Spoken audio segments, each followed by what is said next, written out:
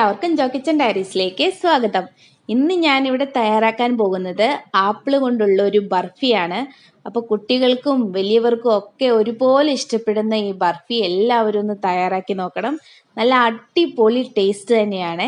പിന്നെ നിങ്ങൾ ആദ്യമായിട്ടാണ് ഈ ചാനൽ കാണുന്നതെങ്കിൽ ഒന്ന് സബ്സ്ക്രൈബ് ചെയ്തേക്കണേ, കൂടുതലുള്ള ബെല്ലൈക്കൺ കൂടി ഒന്ന് അമർത്തണേ. അപ്പം നമുക്കിതിവിടെ തയ്യാറാക്കാം. അതിന് വേണ്ടിയിട്ട് ഞാനിവിടെ 2 ആപ്പിളാണ് എടുത്തിരിക്കുന്നത്. അപ്പം നമുക്ക് ഈ ആപ്പിളിൻ്റെ തൊലിയൊക്കെ ഒന്ന് കളയാം. നല്ല മധുരമുള്ള ആപ്പിൾ എടുക്കുന്നതായിരിക്കും കൂടുതൽ ഉത്തമം. അപ്പം ഞാനിവിടെ 2 ആപ്പിളിനെയും തൊലിയൊക്കെ കളഞ്ഞെടുത്തിട്ടുണ്ട്. പിന്നെ ഒരു ഗ്രേറ്റർ വെച്ചിട്ട് നമുക്കിതൊന്ന് ഗ്രേറ്റ് ചെയ്തെടുക്കണം. അപ്പം ഞാനിവിടെ വലിയ ഗ്രേറ്റർ തന്നെ ഉപയോഗിച്ചിട്ടാണ് ഒന്ന് ഗ്രേറ്റ് ചെയ്തെടുക്കുന്നത്. അപ്പം നിങ്ങളുടെ കയ്യിൽ ഗ്രേറ്റർ ഇല്ലെങ്കിൽ ഒന്ന് അരിഞ്ഞെടുത്താലും മതിയാകും. ഞാനിവിടെ 2 ആപ്പിളും ഗ്രേറ്റ് ചെയ്തെടുത്തിട്ടുണ്ട്.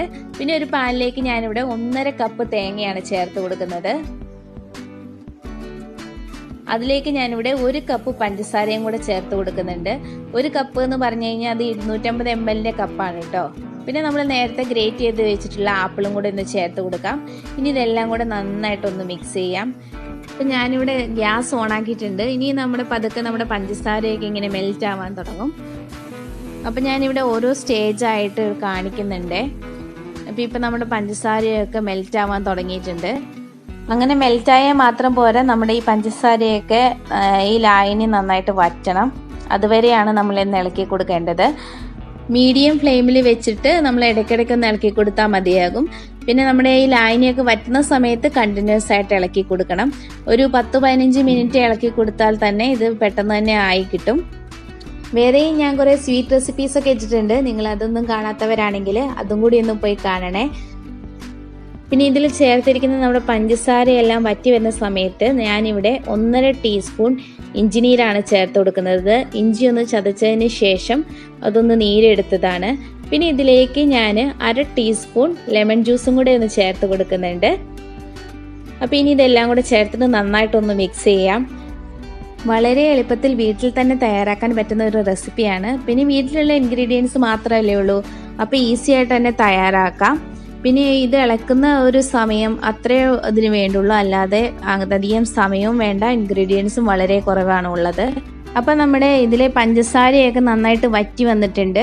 അപ്പം ഈ ഒരു പരുവത്തിലായിരിക്കണം ഇത് ഉണ്ടാവേണ്ടത്. പിന്നെ അതുപോലെ തന്നെ ഇത് തൊട്ട് നോക്കുമ്പോൾ ചെറിയൊരു ഒട്ടുന്ന പരുവത്തിൽ ആയിരിക്കും ഉണ്ടാവുക. നമുക്ക് ഗ്യാസ് ഓഫ് ചെയ്തതിന് ശേഷം നമുക്കൊരു പാത്രത്തിലേക്ക് ഇട്ട് കൊടുക്കാം. അപ്പോൾ പാത്രത്തിൽ ഞാനിവിടെ ബട്ടർ പേപ്പർ ഇട്ട് വെച്ചിട്ടുണ്ടായിരുന്നു. അപ്പോൾ ബട്ടർ പേപ്പർ ഇല്ലെങ്കിലും കുഴപ്പമില്ല. ഒരു പാത്രത്തിൽ നെയ്യോ അല്ലെങ്കിൽ ബട്ടറോ അല്ലെങ്കിൽ എണ്ണയോ പുരട്ടിയതിന് ശേഷം ഇങ്ങനെ നിരത്തി കൊടുത്താലും മതിയാകും. അപ്പോൾ പെട്ടെന്ന് തന്നെ ഇത് നമ്മൾ നിരത്തി കൊടുത്ത് സെറ്റാക്കണം, അല്ലെങ്കിൽ ഇത് കട്ടിയായി പോകും. പിന്നെ ഇതിൻ്റെ മുകളിലേക്ക് ഞാൻ കുറച്ച് പിസ്ത അരിഞ്ഞതാണ് ചേർത്ത് കൊടുക്കുന്നത്. അപ്പോൾ പിസ്ത തന്നെ വേണമെന്ന് നിർബന്ധമൊന്നുമില്ല. ബദാമോ കാഷ്നട്ടോ എന്താണെങ്കിലും കുഴപ്പമൊന്നുമില്ല.